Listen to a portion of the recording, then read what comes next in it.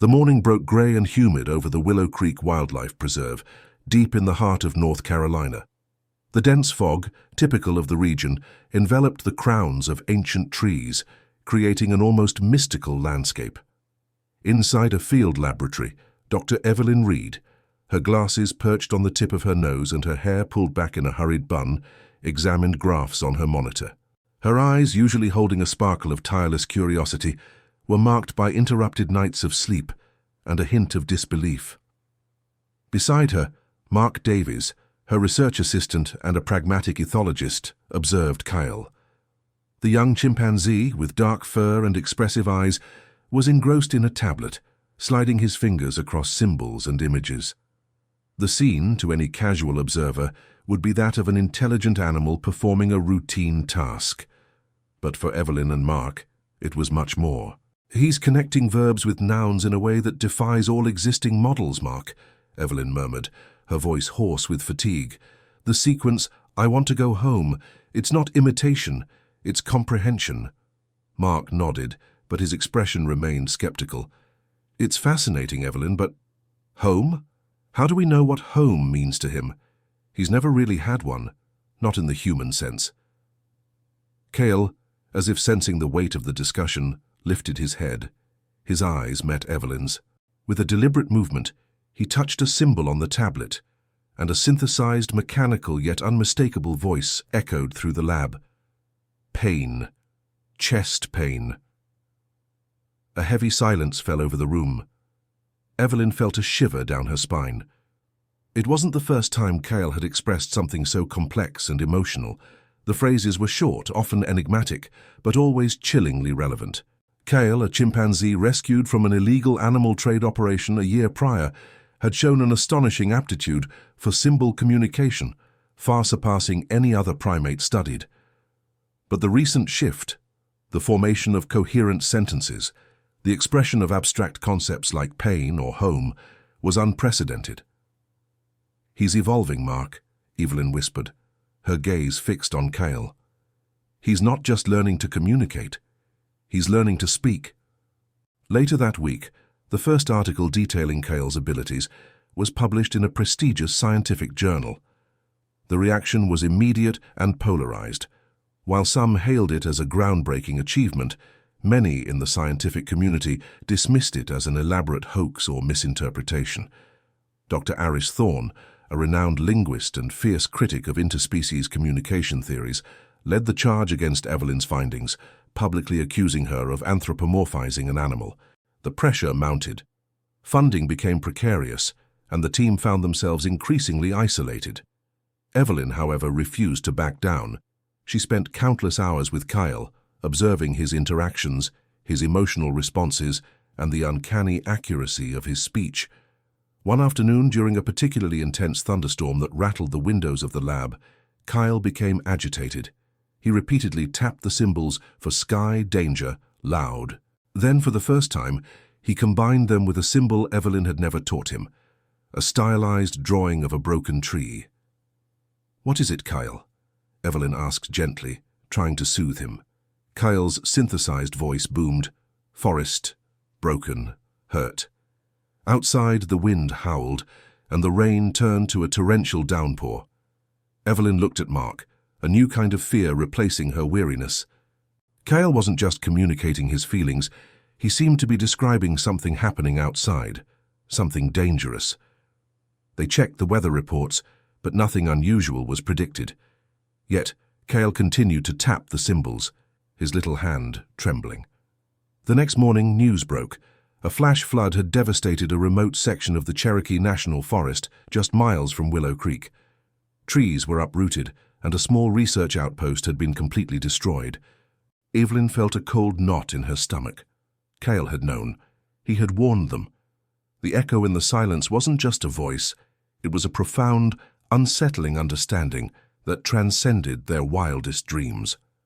The world wasn't ready for what Kael had to say.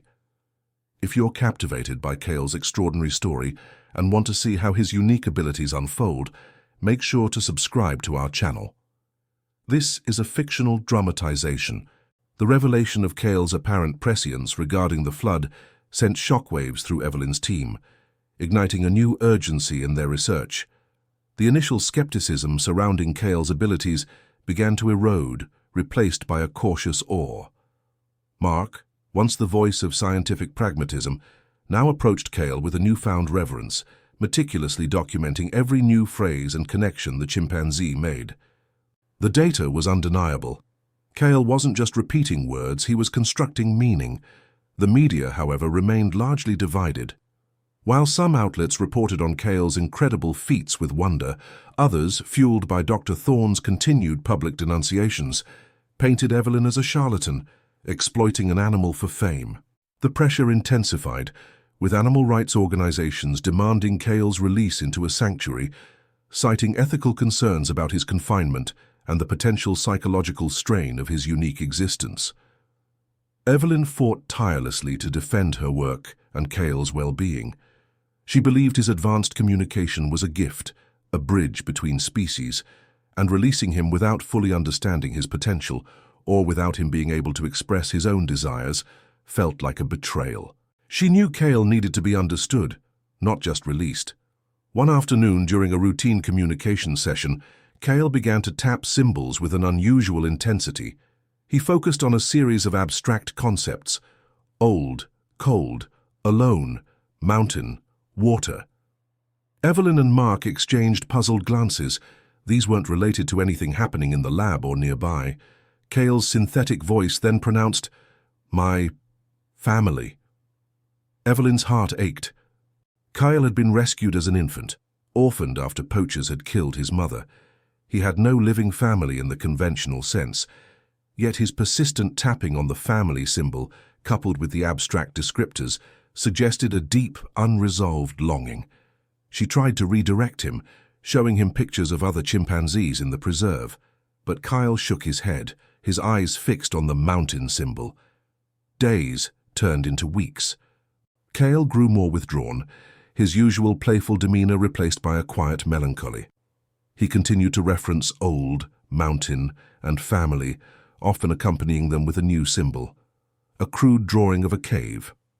Evelyn, driven by a desperate need to understand and alleviate Kael's distress, began to pore over old satellite images and geological maps of the regions where Kael was believed to have originated, deep in the Smoky Mountains of Tennessee. It was a long shot, a desperate hope fueled by Kael's cryptic messages. She found a remote, uncharted cave system in a particularly wild and inaccessible part of the mountains, not far from where Kael's captors were eventually apprehended. It was a place known for its dangerous terrain and extreme weather. Despite Mark's concerns about the risks, Evelyn felt an undeniable pull. Kael's pain felt too real, his message too urgent to ignore. As they prepared for a preliminary expedition, a harsh winter storm swept across the region, bringing with it unseasonably cold temperatures and heavy snowfall. Travel to the mountains became treacherous. Evelyn worried about Kael, who seemed increasingly agitated, his repeated messages now including cold, danger, help. He wasn't just talking about himself. He was pleading for something or someone else. The unspoken bond between human and chimpanzee was pushing Evelyn to the edge of what was scientifically rational, into a realm of pure intuition and a profound connection.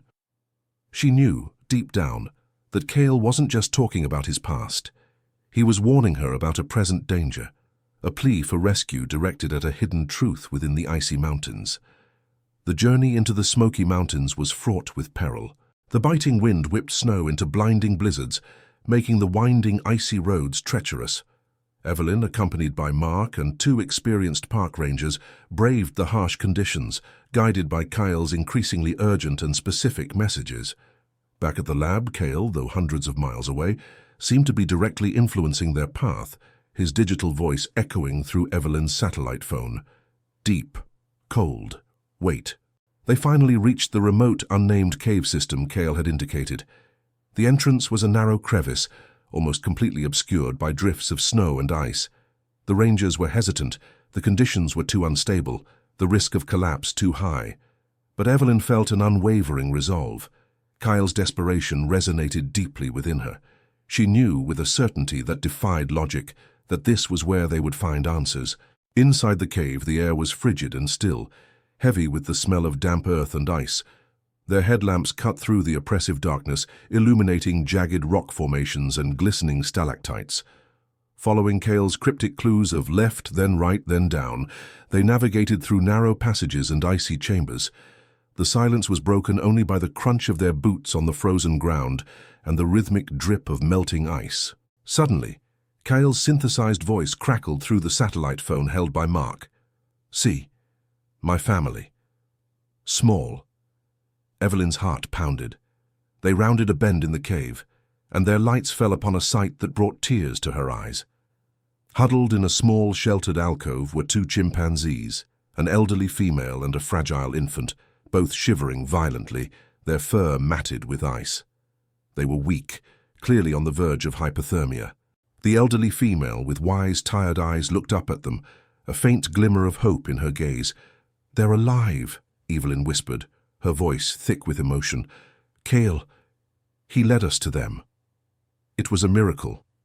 The elderly chimpanzee was Kael's grandmother, and the infant her great-grandchild. They had been trapped in the cave during the initial storm, isolated and forgotten, hidden by the very same harsh conditions that had nearly claimed their lives. Kael somehow had perceived their plight, their cold, their aloneness, and had communicated their dire situation across impossible distances, using the limited vocabulary he possessed. His home wasn't a physical place for him, but a connection to his surviving lineage. His pain was their suffering, his danger their imminent demise.